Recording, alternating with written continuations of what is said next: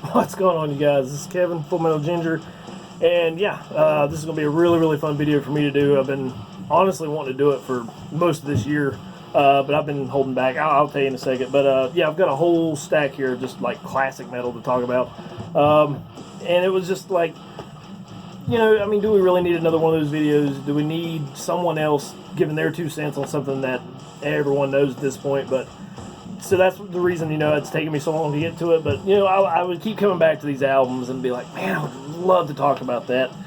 And, you know, but I don't, is anyone even going to care at this point? But then I was just like, fuck it. This is my channel. I'll talk about whatever the hell I want. And there's going to be someone who's going to want to see it. So here we are. So, yeah, I mean, this is kind of why it's taken me so long to get around to this. But if you like it, I actually I have enough to do probably 3 of these videos. But, you know, I don't know if I'm going to go beyond that. So definitely let me know if this is an idea you enjoy, you know, hearing someone babble about. And I can definitely do more. I've probably got enough in here to do at least 5, maybe 6 videos. So, yeah, tell me what you think. I'm willing to do more. This is like what I really love to talk about. It's just old music. So I love new music too, don't get me wrong. But, you know, the old stuff is just, I don't know, I just get an extra kick out of it. So let's babble for another minute and a half. So we're listening to one of my favorites out of 2018. Our Place of Worship is Silence. This is with Inexorable Suffering. Yeah, really dissonant, very weird LA Black Death. Really hard to kind of give you an apt description of this. So links will be below as always. You can go check it out and let me know what you think about it. But yeah, really cool stuff. All right. As usual, I've been recording this we're trying to record it at least 50 times now, and I'm such a perfectionist, I can never get anything done. I'd be satisfied with it, but keep persevering, I suppose. This first one is probably the oldest band,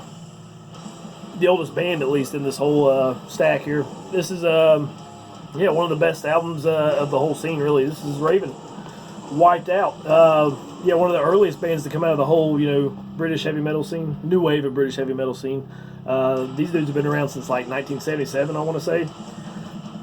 And for me, this is like the best Raven. This era between this album and Rock Till You Drop. There hasn't really been anything to compare to these two. So these are some of my favorites. Funny story. For some reason, I was thinking I'd bought Rock Till You Drop when I bought this album. I don't know how I did that in my brain. And I came in here one day to listen to it, and I was like, wiped out? When the hell did I get wiped out? So that was just kind of like, huh, that's a weird thing. And I've actually got another album in here I'm going to talk about soon that's just like kind of the same sort of situation. Well, when the hell did I get this? But yeah, man, like one of the best albums ever when it comes to the whole new wave scene. I mean, I know these guys aren't, you know, British bands, but I mean, if you like Exciter or Accept, Raven will definitely be right up your alley. But this is one of those that, you know, the whole album start to finish, there's no filler whatsoever, no stinkers, no something they just slapped on. Every song on this album is great. I mean, Faster Than the Speed of Light is awesome. Bring the Hammer Down, probably my favorite Raven song ever. Read All About It's good. Hold Back the Fire, Chainsaw. I mean, everything on here start to finish is just great. This is the kind of music that always reminded me, or at least made me imagine in my head, you know, like a Friday night, drunken, you know, debauchery type of party, you know, going out and getting into mischief, that sort of thing. I don't know why that's how I describe music, but that's just what it makes me think of. So yeah, just like a Friday night party music from the Gallaghers and company, pretty much. As far as I know, I'm pretty sure this is an original copy.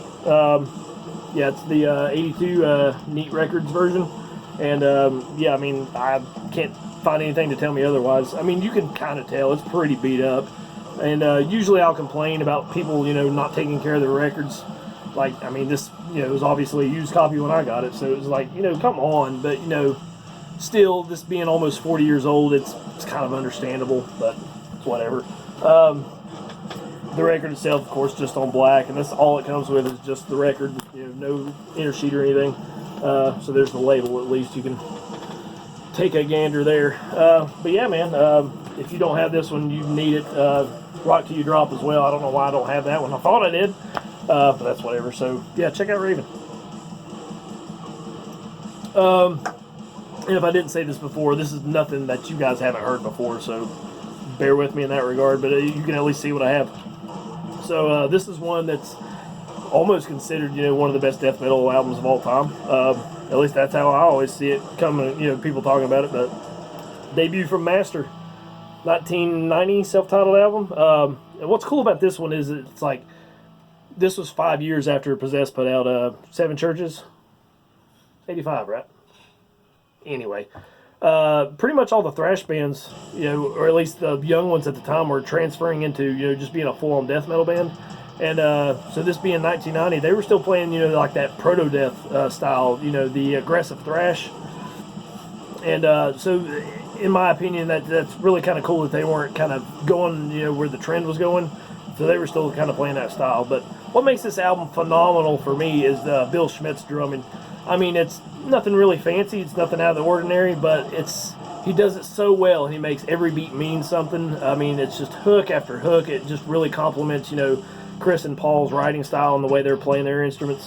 It just, for me, that's what takes this album and lifts it up to a perfect 10. Honestly, it reminds me of like a Steve Ashim from Deicide. Not what they're playing, but how they're playing it.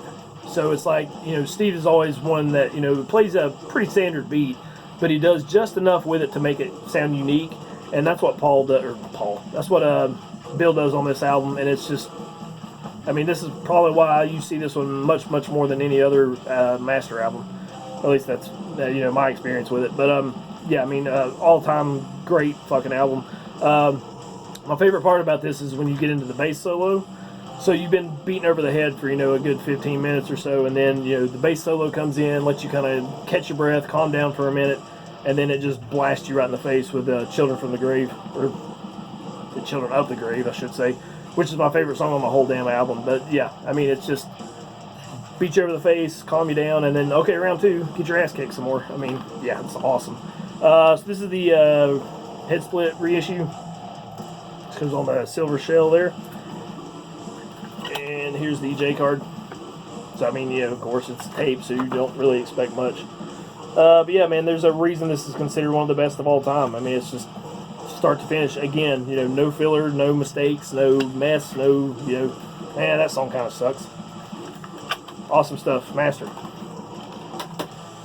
Alright, this one, I don't know how you guys are going to feel about it. For me, it's definitely a classic, and I consider it right up there with some of their best work. Autopsy. Acts of the Unspeakable. Their third full length came out on Peaceville back in '92. Now, understandably, everyone's going to talk about Severed Survival and Mental Funeral, and those are not only some of Autopsy's, it is Autopsy's best work, but it's like some of the best death metal albums ever fucking made, and there's no question, there's no argument. Most everyone's going to say that. But this one gets overlooked, in my opinion. I'm like, I can kind of see why it does, and it's definitely not quite up there with those two, but I would say it's pretty damn close. I mean, for me, what this sounds like is stuff that didn't get fully fleshed out on Mental Funeral. So all the songs on here are like, they're way shorter for one, and compared to what they had been doing. But it's like, it's still really, really good stuff. It's not quite as memorable. It's not quite got the hooks in it.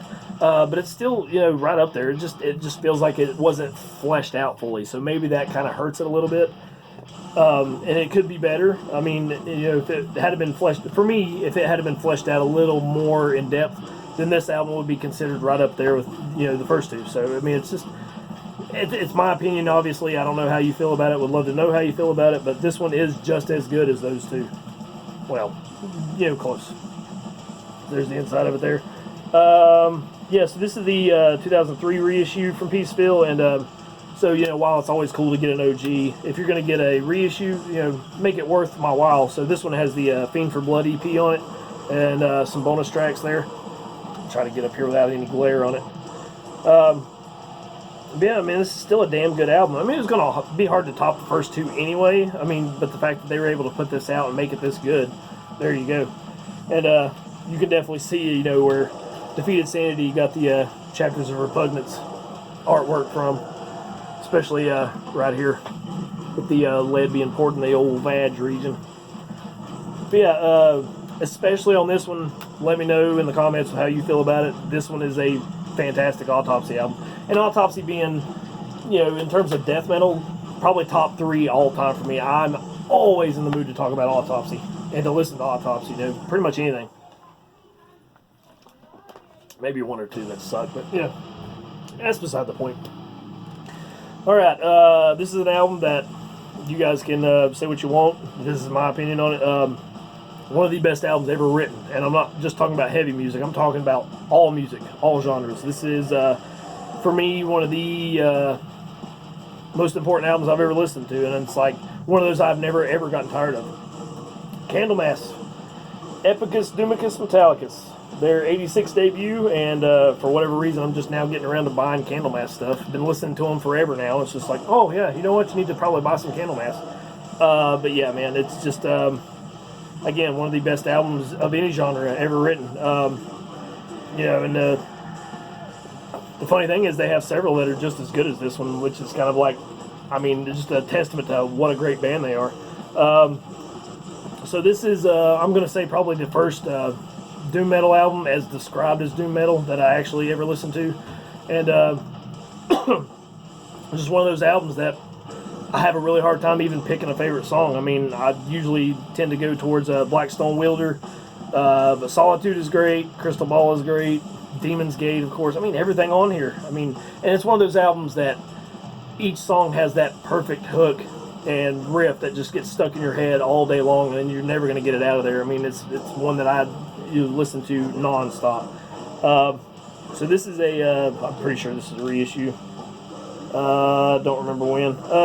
But it came with this, the little thing you put on the sleeve, or the outside of the CD, and I just kept it. So Peace feels bad to put those on there, and I usually throw them away, but this one I kept for whatever reason. But yeah, man, I mean, what else can you say about this one? It's, if there's a favorite album all-time list, this is definitely going to be on there. Any genre of music ever.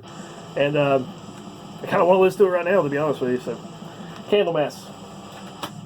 I don't know why I don't know more. It's just fucking ridiculous. This one's one that I don't know why I don't spend that much time with them, because every time I put them on, I'm like, yes! You know, it's just awesome material. And it's just, I'll put it back on the shelf and forget about it for a month. I don't know why that is. But this is the debut from Rotting Christ. Thy Mighty Contract. You're going to talk about some Greek black metal legends. I mean, this is like one of those that just really helped to forge the whole sound that, comes out of Greece. And I think most people would agree, like, my favorite part about this is, like, the marriage of melody and just terror on this album. It sounds so majestic, but really, really mean at the same time, you know what I mean? Just every riff, every lead is just masterful, brilliantly written. And, again, along with, like, Verathron and Necromantia, I mean, some of the ones to really put Greece on the map when it came to black metal. And so this one is the 2013 Raven Music reissue, I think. And the fun thing about this, it's got, on top of your lyrics and photos and things, you've got reviews from some pretty prominent, black metal figures. You got Faust from Emperor, Rune Eriksson from Aura Noir, Mortis from Emperor, who else? John from Agalok, Prescriptor from Apsu, and they're just talking about, what this album meant and how influential it was. So, I mean, pretty high praise there, but of course it's, well deserved. But in terms of their early material, this one's where it's at. I mean, they've got great albums left and right when it comes to this band, so I really need to get back on it and spend more time with it. Another band I don't own that much from. Let me get some more water. I'm dying.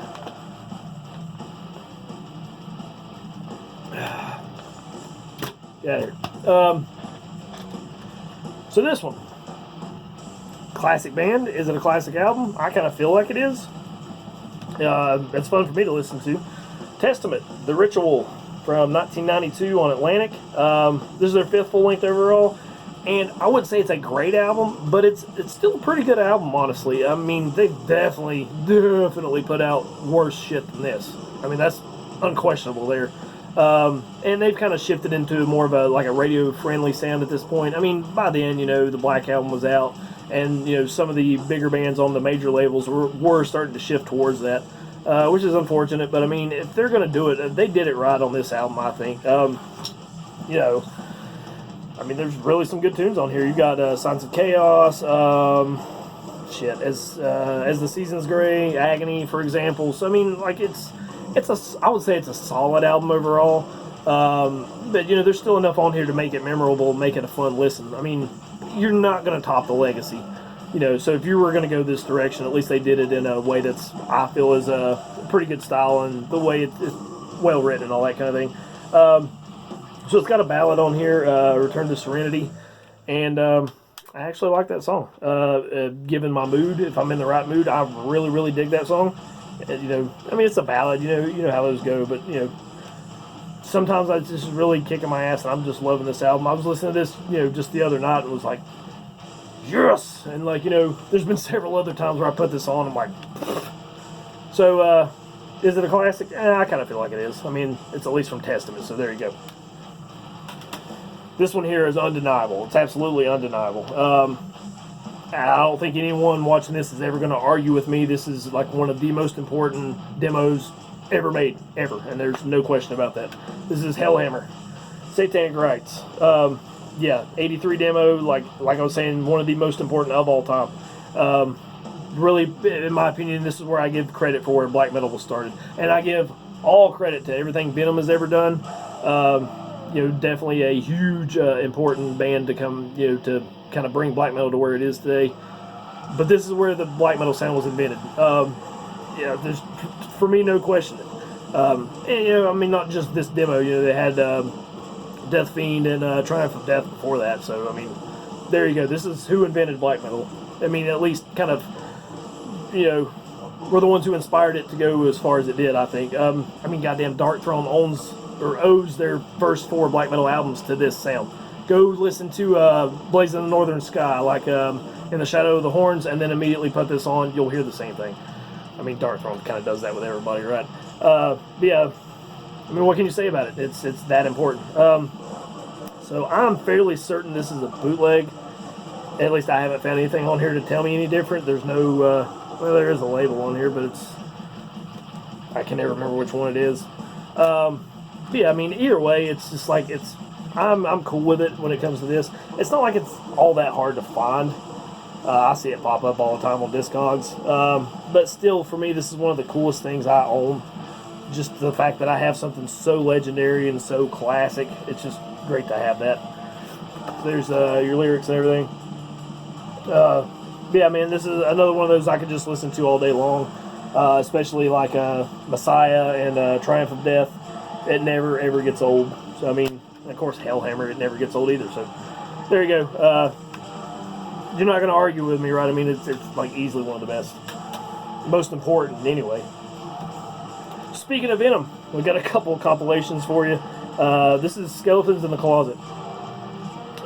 This was just kind of full of, like, remixes, unreleased material. There is I think there's an unreleased demo on here, and there's a few tracks that came from their very first demo ever, like back in 1980.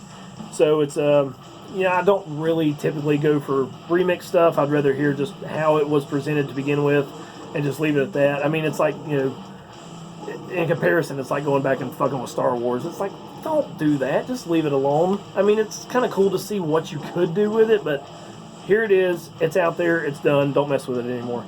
So you've got, you know, a Welcome to Hell remix. There's the demo version of Angel Dust, and Red Light Fever. At War with Satan is like a TV adverts version. You got a re-edited version of At War with Satan. Bitch Witch, which is previously unreleased. There's all kinds of stuff on here. I think this is a reissue from '94. So, I mean, this originally came out in '93, so this was like one of those pretty quick reissues. There's a CD anyway. Yeah, inside here you just got the band and like some more what's on it. So that's pretty much that. And it's just, I mean, it's just one of those things. I rarely pass up anything from Venom. One of my, you know, it's one of the best bands ever. Not best bands, but one of my favorites. And this one is definitely one that you need if, like, you're a new fan. Definitely something to pick up if you haven't, you know, got around to Welcome to Hell or black metal. This is In League with Satan. This is their 2003 comp, also on Castle Communications. That's what the Skeletons in the Closet was on. And like I was saying, perfect for someone just getting into Venom. There's loads of classic songs on here.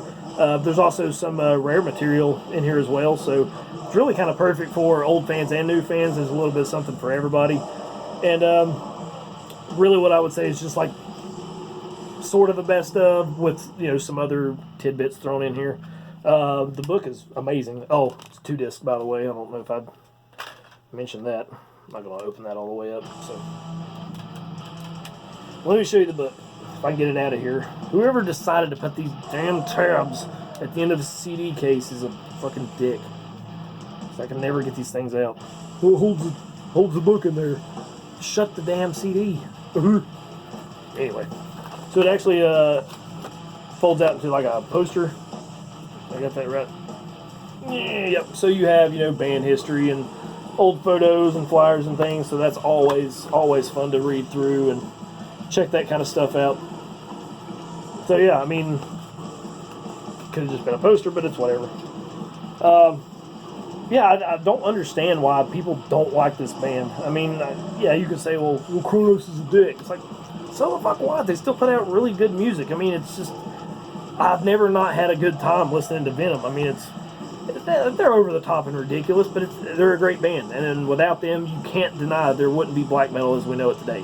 So, I mean, this is where it is. This is where it started. Them and Hellhammer and Bathory, King Diamond, and, you know, you can't deny Venom. I'm sorry, you can't. Awesome stuff. Yeah, damn. Went through that quicker than I thought. Last one, you know, probably everyone's favorite album from this band, and I tend to agree, but I'll tell you why I don't totally here in a second. This is Immortal, Diabolical, Fullmoon, Mysticism, their debut. God, there's a lot of debuts on this fucking video. Their Osmos debut in 1992. And when it comes to the second wave Norwegian black metal bands, Immortal is absolutely my favorite. Just they're the band that came out with the most consistent albums, the most consistent quality albums, and just the style I really, really love. Not to knock any of those other bands, but Immortal is, you know, leagues above those guys, I think, anyway. I mean, you can argue with me all you want. I'm still going to go with Immortal. Yeah, I mean, like I was saying, you know, probably everyone's favorite album when it comes to this band, at least for the most part. I mean, you've got the really abrasive sound, but, you know, the occasional melodic parts really, you know, really set it over the edge, I think. I mean, they're just breathtaking. And this is a pretty diverse album, too. I mean, especially in the songwriting. You know, you had the later albums seem a little bit more repetitive, which, don't get me wrong, I love repetitive black metal. Especially you had that just fucking killer riff, you know what I mean? But this one feels like they really worked their asses off to try to come up with a, you know, more in-depth, more polished, more diverse, you know, piece of songwriting material. So, I mean, that's the way what I get from it. And just, it still comes off fresh. And, you know, you guys might kick me in the balls for this, but, you know, I can listen to something like Battles in the North, and it's repetitive, and I love it. But, you know, after a while, I kind of have to shelve it for a little bit just to kind of take a break from it. This one is always fresh. This one is always fun to listen to. It never ends for me. Yeah, I still love the really dirty bass sound in this, and probably Abbott's best vocal performance he ever did. At least that's how I feel about it.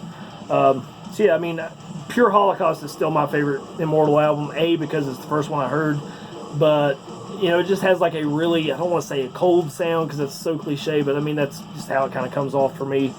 And but I don't want to say this is my second favorite. This is more like 1A and 1B, so that's kind of what I take from it. As far as I can tell, this might be an original copy. So, I mean, there's several CDs that Osmos put out that had the OP CD 007, as you can see it right there. But there was only one that had the gap between the letters and the numbers, and it was the original copy. And I think there may have been other versions, but this one had songs misspelled, like, what was it? I can barely even see. Cold Winds, Funeral Dust, I think.